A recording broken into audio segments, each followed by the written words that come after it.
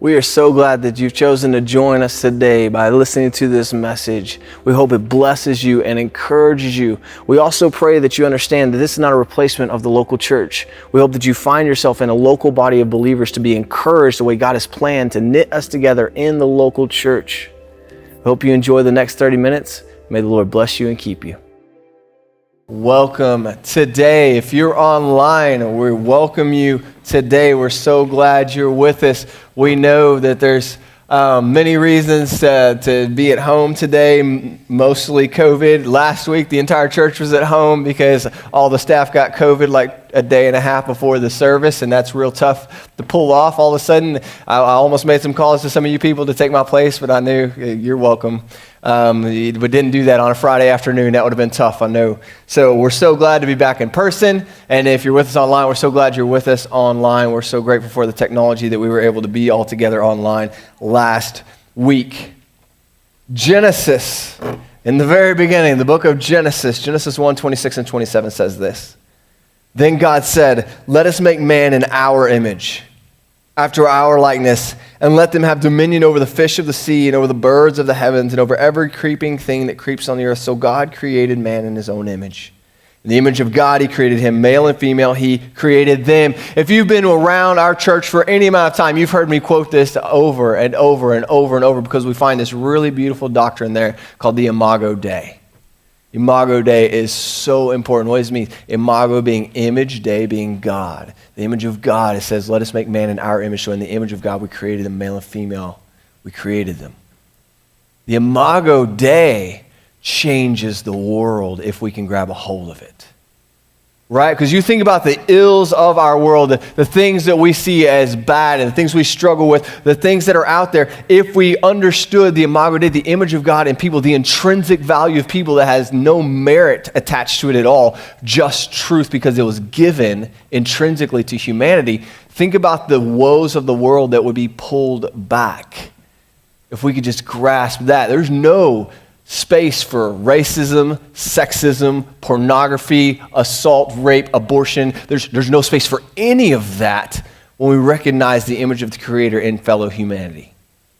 Right? There's no, when the Bible says, love your neighbor as yourself, wow, that gets a lot better when we recognize the image of God in each person. We understand the Imago Dei, this intrinsic, unmerited value, unmerited as in nobody earns value.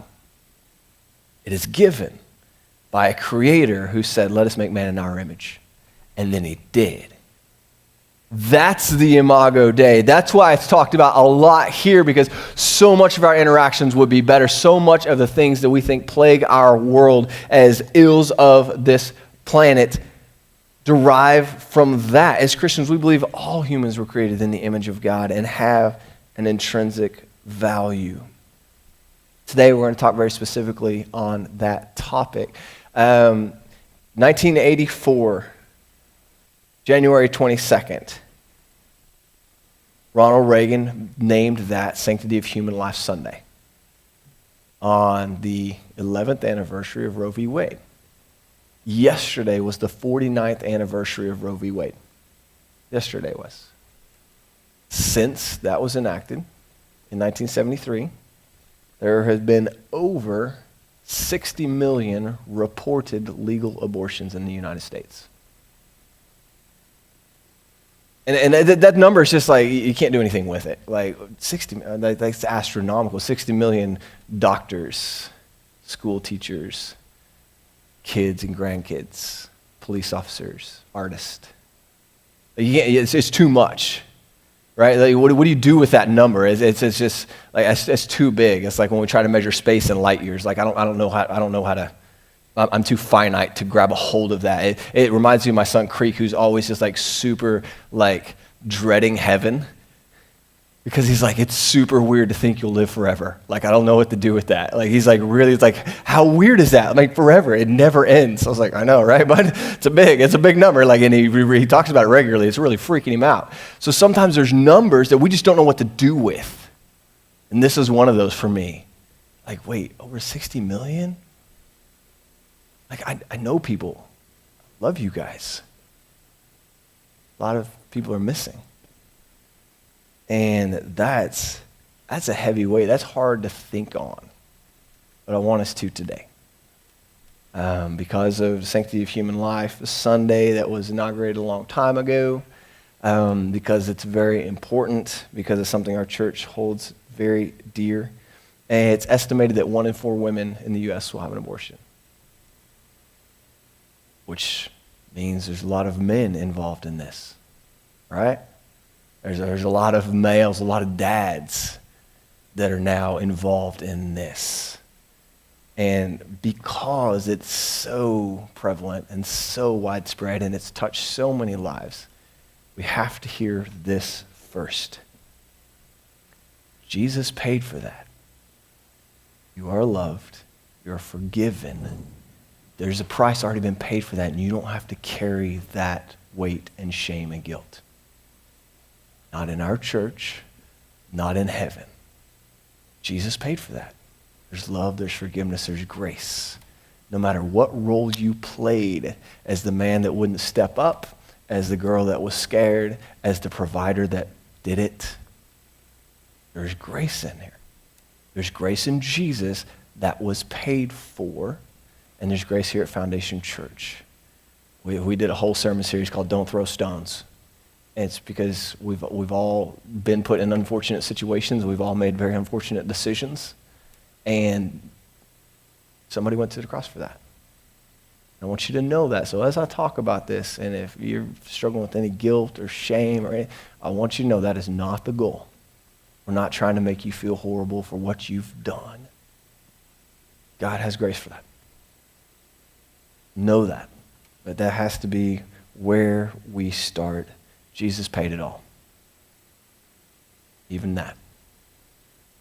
So, let's step into some biblical explanations, some biblical exegesis of why is there sanctity of human life? Why does it matter? What makes it so important, more so maybe than the rest of creation? Where do we get from the Bible that maybe abortion is something God does not want? How do we build that case from the Bible? The passage we just read, Genesis 1, 26 and 27, he said, let's make man in our image, an image of God who created them. So anytime we're losing a life, we're losing an image bearer of God. That automatically gives great value to humanity. I'd also like to look just one verse further to kind of build that case. In verse 28, it says, and God blessed them.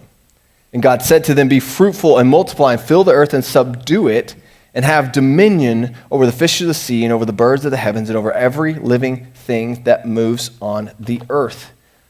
Humans are God's greatest creation.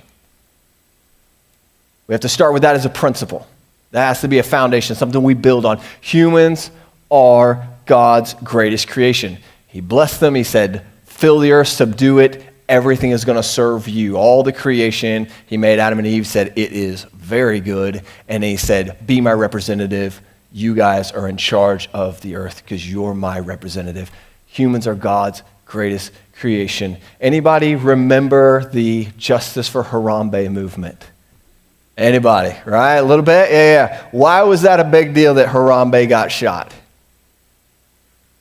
Yeah, it was a big deal. He got shot because that was an animal group that was going extinct, and they were protected, and there was very few of them left in the world. And I want to show you a little clip about Jack Hanna. Beyond the strength of anything you would ever know. So what choice was to be? You have human life and animal life. So what choice was made? So Jack, you believe the zoo made the right decision. Obviously, the Cincinnati Zoo has said a child's life was in danger and a quick decision had to be made. It sounds like you agree with them. I agree 1,000%. That is an interesting clip because somebody, Jack Hanna, animal enthusiast, the guy bought a home in Rwanda so he could be close to this group of gorillas that are going extinct because he loves them so much. He said 1,000% the right decision was made. And think about it. There's 7 billion of us on this world, and there's one random 4-year-old, and there's like a few hundred of this one specific animal left. And he said 1,000% don't even think for a second. Take the animal's life, save the kid. And if you're looking about expendable resources, we got a lot more kids than we have silverback gorillas. All right? I mean, it sounds a little funny to say it that way, but like legit, that movement was a big deal. And they're like, the parents need to be punished. And how could dare you shoot this gorilla and all sorts of stuff. It's like, he's like, no. He's like, it shouldn't even have taken a second to make that decision. You shoot that animal instantly. Because it's human life. He's like, there's animal life and human life. I appreciate that Jack Hanna gets that because he's an animal nut. But it's something we know that's built into us. I know you love little Flu-Flu the dog, and you buried it in the backyard and had a funeral for your friends, but you didn't fly in grandparents for that, you know? It's just different. Humans are God's greatest creation. And we never need to lose that, and we never need to miss that. It's sad when we start rating the value of a human life. We know genetic testing pre-birth is a huge deciding factor for whether or not a pregnancy continues, which means we've now put a sliding scale on the value of a life. That's not real. In God's kingdom, there's humanity, and it's valuable, and there is no sliding scale. When we were pregnant with our first, I remember we're in the OB, and they're like, do you want to do genetic testing? We're like, what? Why? Like, go see if there's anything wrong, you want to keep the pregnancy or whatever. We're like, what? Are you, really? Like, that's a thing? Well, we didn't know. It shocked us. Like, it's a thing. I looked up a lot of statistics on America's opinion on abortion. And it is all over the map. The one thing that's pretty consistent is America is very much pro-abortion if there's going to be any sort of mental or physical disability. Like, I don't know how you put human life on a sliding scale of value. It is or isn't valuable. I don't think there's like a scale there. Humans are God's greatest creation. In certain countries that are very, very, very pro-abortion, they've almost eliminated things like Down syndrome and such. Like the Netherlands, it's sad. Like, yeah, it's been a dark week looking up a lot of things and seeing the wide-ranging opinions.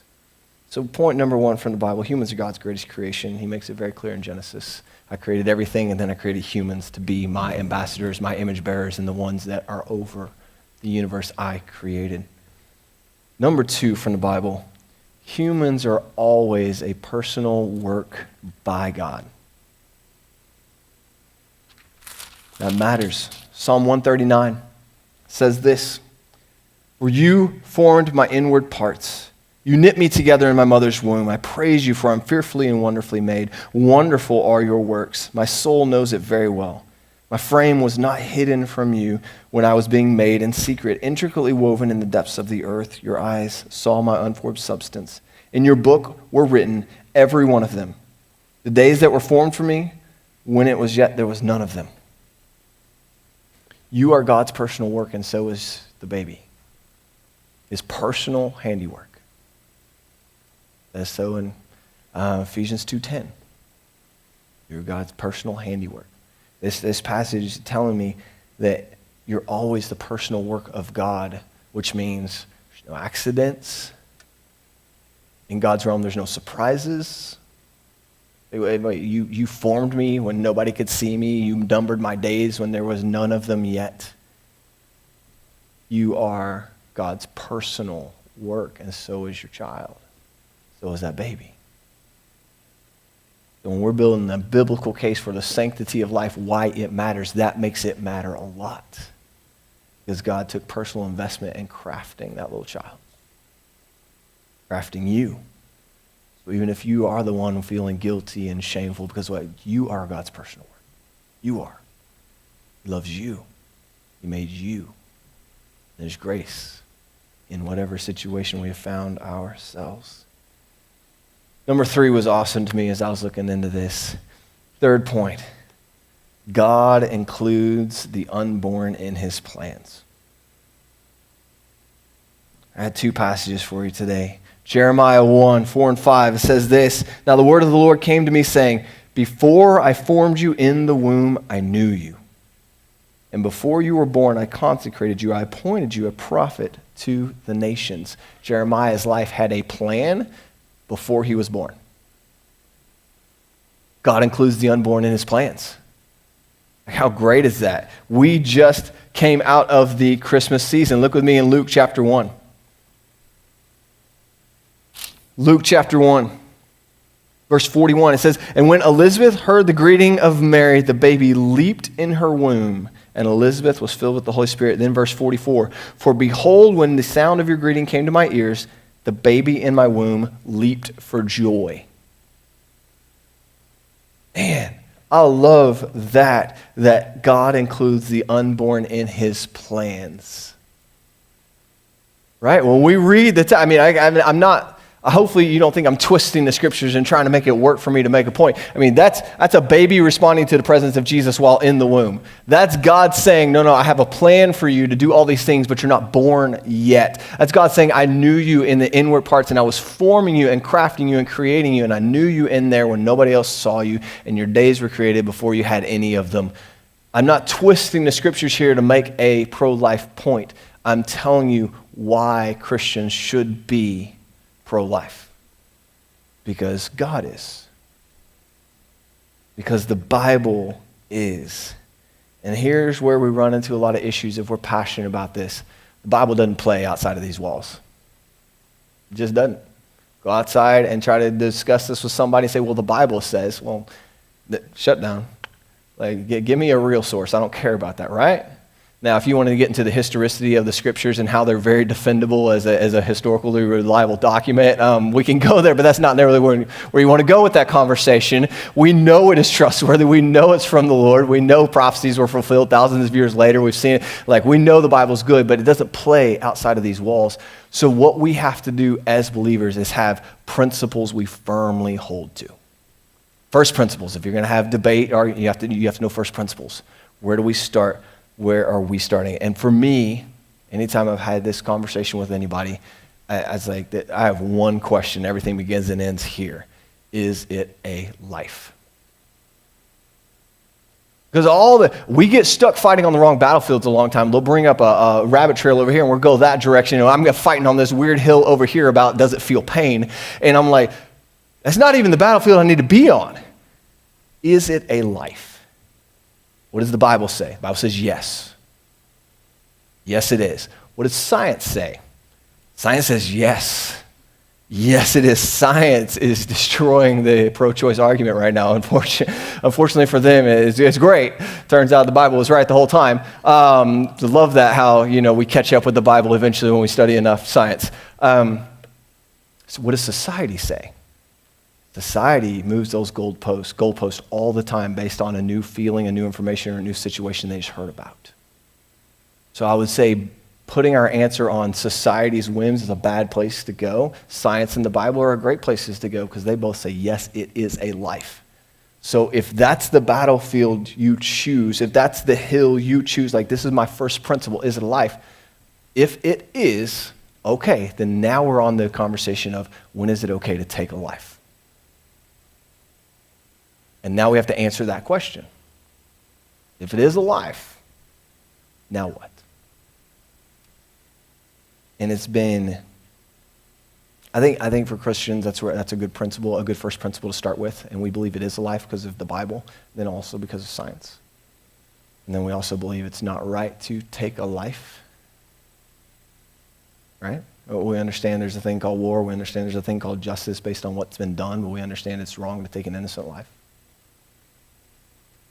It's been really heartbreaking and shocking recently. There's been a lot of stories come out, a lot of athletes and musical artists and stuff that have come out telling their abortion story and saying, do you know what? There's no way I could have achieved all these things if I had had this child. I've seen multiple of these. There's been Grammy speeches about it. Athletes, oh no, I couldn't have won the gold medal if I had this child. I couldn't have done this movie career if it would have held me back. And then I start thinking what is the first principle there? We have a first principle. Is it a life? Well, if it's a life, it needs to be protected. What is the first principle to that statement? Well, I couldn't have achieved so much if I had.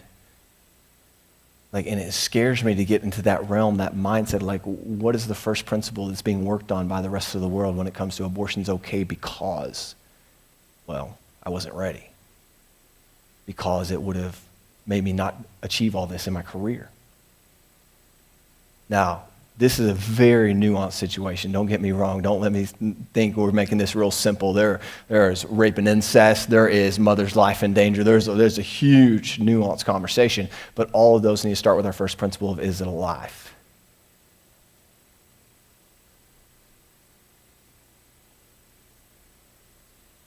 Things I've heard when I've talked to people about this, when they're talking about, is it a life?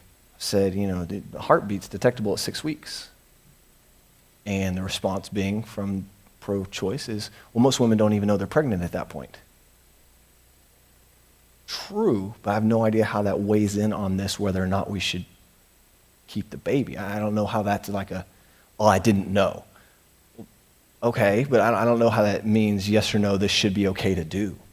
I don't understand how that plays a role in it. Well, if your first principle is it's the life, it doesn't play a role.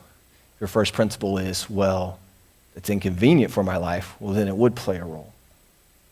That's been a tough one to hear. The viability argument, right? We've heard that. Well, if it couldn't survive outside the womb, then it's okay because it's not truly a life because it's not viable. Well, that goalpost has been being moved by the science a lot.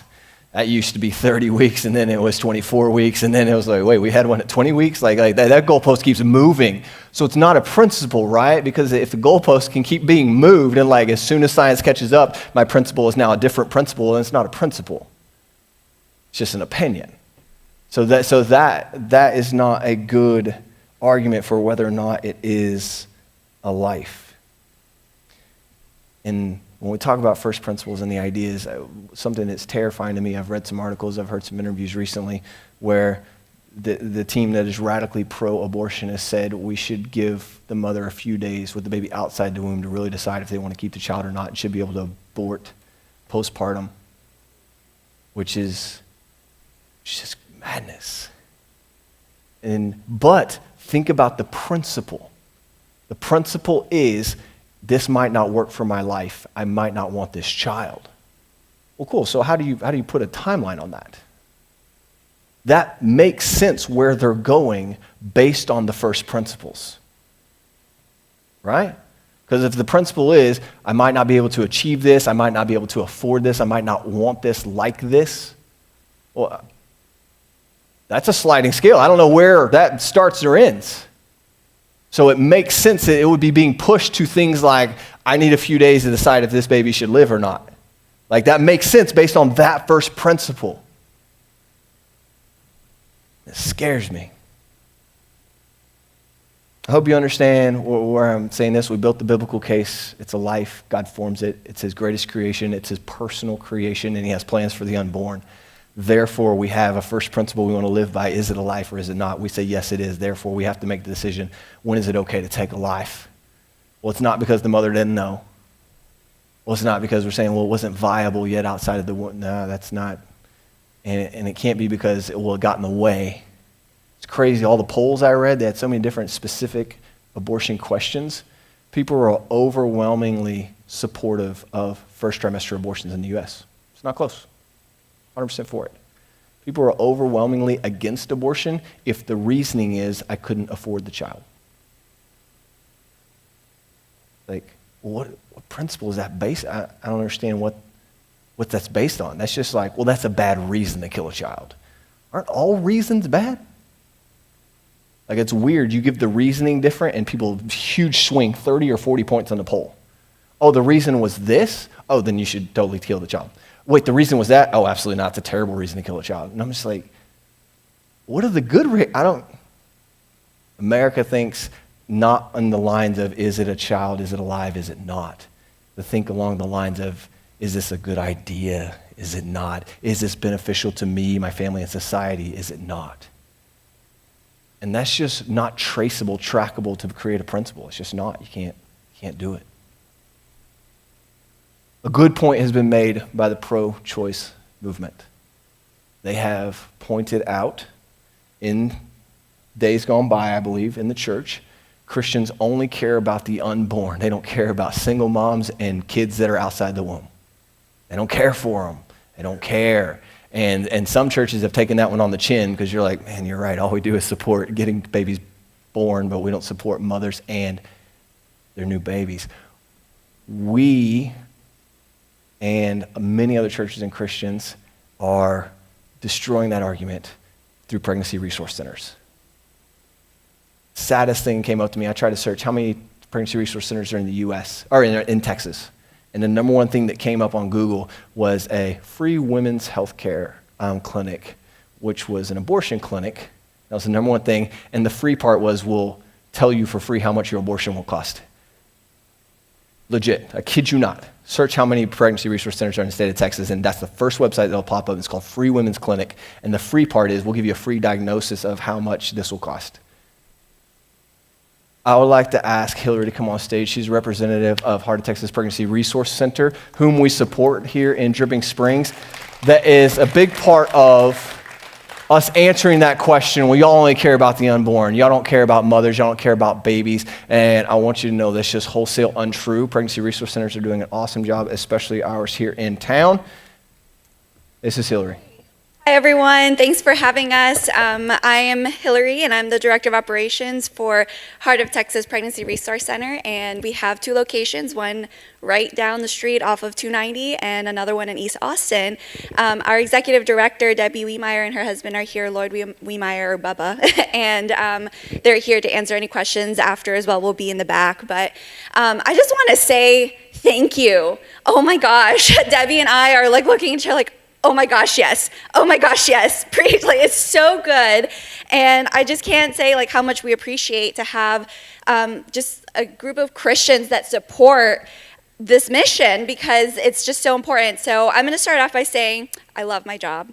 Love my job 100%. And I say that because we are very Christ-centered, and our mission is, through the love of Jesus Christ, we promote life, and we encourage women to reach their God-given potential. And so we do this with a few services, so I'll talk about that real quick. So we kind of have like this like circle of care, right? So this is kind of going on to the point of there's more to just giving birth. And we start with a pregnancy test. So we offer free pregnancy tests. So all our services are free. Free pregnancy test. If a woman is already, hey, I'm kind of nervous about being a mom, but I'm wanting to be a mom. So that's good. Okay, let's help you. Let's get you connected with Medicaid and insurance if you don't have it. If they are not sure if they want to be a mom, then we have options counseling, and we get to talk to them about all their options. We get to talk to them about, hey, what is actually an abortion? Like, do you know the consequences? Do you know what's going to happen to your child? Do you know what's going to happen to you? And then after that, we are definitely encouraging to make life-giving decisions, like obviously parenting and adoption, and we have resources for that. And so when it comes to parenting, we always explain, hey, if you choose parenting, or if you've already chosen parenting, we have resources for you, and we're going to walk alongside you through the next 4 years of your child's life. We are here, and that's really cool, and I'm really excited to say that we help women and families who have small children up until they turn 4. So that's step one, right? Pregnancy test, finding out they're pregnant, and then we go and we explain, hey, we have free parenting classes. You're not sure how to be a parent. You're not sure what's going to happen while you're pregnant. You don't know what's going to happen the first year. You don't know, the first toddlers. You don't know if you have other kids and how they're going to act. Hey, we have parenting classes that will help you and guide you, and we'll be with you and when we teach them and talk about these topics. Then we have our free baby, toddler, and maternity boutique, because it's not just about the baby, it's about the toddler, and it's about the mom who's pregnant. And so we have a boutique that moms can come and shop, and they can come every month. While they're pregnant, they get free maternity clothes, accessories, whatever they may need. When their baby gets here, and even just a little bit before, we start to give them clothes, diapers, wipes, formula, all of that. And then as their baby grows, we have their clothes for them, for the toddlers, and just to continue to support and encourage that, because parenting is not easy, and we're there to encourage that part of it. So then we have our mom support group, which is so cool because during COVID and during like all these obstacles we had to get through, we were doing it virtually. And so we're finally going to do it again in person because we have like a person to do childcare for us, which is great. And so that is a support group. Think of it as a small group, but they get like free childcare for that hour and breakfast. So it's just like time for moms to be mom, to be mom and talk to other moms and be encouraged through God's word. So it's really awesome. So we have all of that. And then I just want to say that at the end of it, I mentioned earlier that we are Christ-centered, and everything that we do starts with prayer. Every morning our staff prays, hey, Lord, what is today going to bring? Bless us, bless these moms, help us bring people who need you and who need help to our center. And so we offer prayer to every single person that walks in through our doors. And I can tell you that the majority of them, no matter what they believe, will say yes. And one thing that I love about that is that I can honestly say, like, we get to pray for people that have never been prayed for before. And it's incredible to think about. It is an honor to think about. And then, obviously we get to share Jesus. So we are 100% donation-based. We don't take state funding. So we have the liberty to share the gospel. And that is probably our favorite part, because when you share Jesus, from the beginning of, I don't know if I want to be a mom or I want to be a mom, to the whole walk of parenthood and pregnancy and parenthood, it's like, if you have Jesus, you can do this. Jesus is with you. We're here with you. We're going to build this relationship with you and encourage you, and you're not alone, and Jesus loves you and your baby, and it's just a full circle of care, how God has just impacted so many lives and just made a difference. And going back to the very beginning of, it's not just pro-birth, it's pro-life. We are there to encourage these women and help, change lives. And so I'm going to share one story about somebody who went to our Dripping Springs location, and this was back in the fall, I think, and it was really cool. A little sad with the whole situation, but really cool the way that God has worked in her life and in this family's life. So we get a call back in the fall. This lady who says, "Hey, my sister just had a baby. She's in the hospital, and we don't have anything. The baby came early. My sister has COVID, and we don't have anything to help this baby." So we're like, "Oh my gosh, come on in." So she comes in, we get her a bunch of stuff that she needs for the baby, for her niece, and she had kids herself, and so we got stuff for the kids there too, the little ones, and she ends up coming back the next month, and she tells us that her sister passed away. And it was really sad, and we prayed for her, and we prayed for her other sister who was going to basically adopt the baby. And it was just so heartbreaking, but we got to be there for them as we walked through the grief and the loss, and we got to be there for them for those basic needs. And I can tell you, what was so cool about that is that day, so I told y'all we're 100% donation based, so 3 days before, this doctor donated a ton of cans of formula, and this formula is not like a common formula. It's like this rare one, hypoallergenic is the word I'm thinking of. And so whenever this lady comes in and she tells us that, her sister passed away and she, is needing all these things, she's like, "Do you guys have this formula? Because I don't, it's fairly rare. You probably don't have it." And I'm like, "Bet."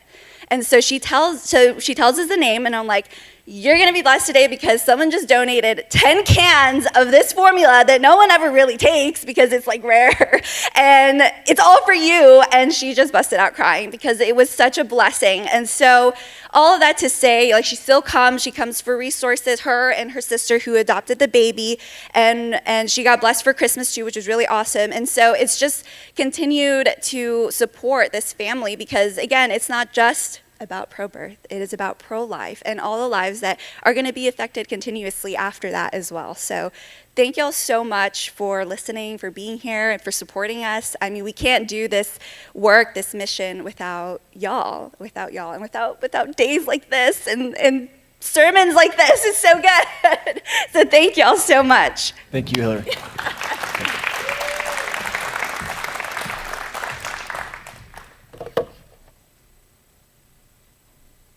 I would say probably a lot of y'all know, maybe not everybody, a percentage of our monthly in-house giving goes to them every month, period. We have it set up, this is the percentage, so however much comes in, a percentage goes to them every month, and then we've given additionally in other times and in other ways. We would love for that to continue to grow and us to be more supportive. But again, like we talked about on our kickoff for the year, we said if you give here, you're given to a lot of things. A lot of things. You're giving to church plants, you're giving to seminaries, you're giving to pregnancy resource centers, you're giving to you're giving to foreign missions, you're giving to so many things when you give to Foundation Church.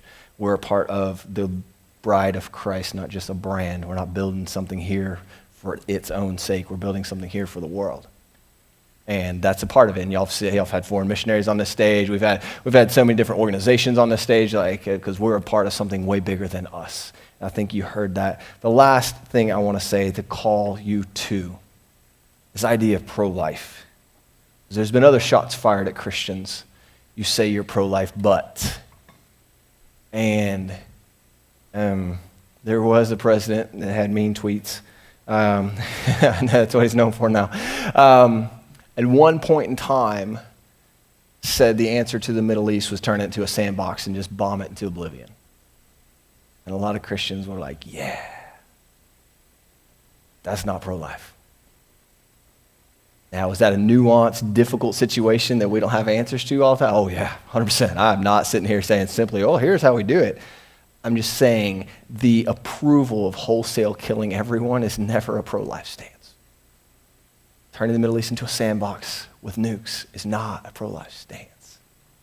If you have incredibly derogatory things to say about people that are coming across our border to escape drug cartels, that is not a pro-life stance. If human value is unmerited, intrinsically given, that's humans. No matter their opinion, vaccination status, immigration status, country of origin, skin color, gender, nothing. Humans are valuable. Humans are valuable. So be very cautious your political camps you jump into when they're taking a position on a certain topic that makes a certain human less valuable, because that's the principle that the pro-choice movement is working with. There's a sliding scale for human value, and we wholesale reject that. We, the church, we Christians, wholesale reject humanity has a sliding scale value. So pro-life is way more than pro-birth, anti-abortion. It is a Christian stance based on the imago Dei that people are image bearers and therefore have intrinsic, supreme value above all other creation. All right? So that's where we need to be, church. We're 100% for life and birth and against abortion and a lot of other things that devalue humanity. All right? I think we're together on that. It's awesome. Let's pray.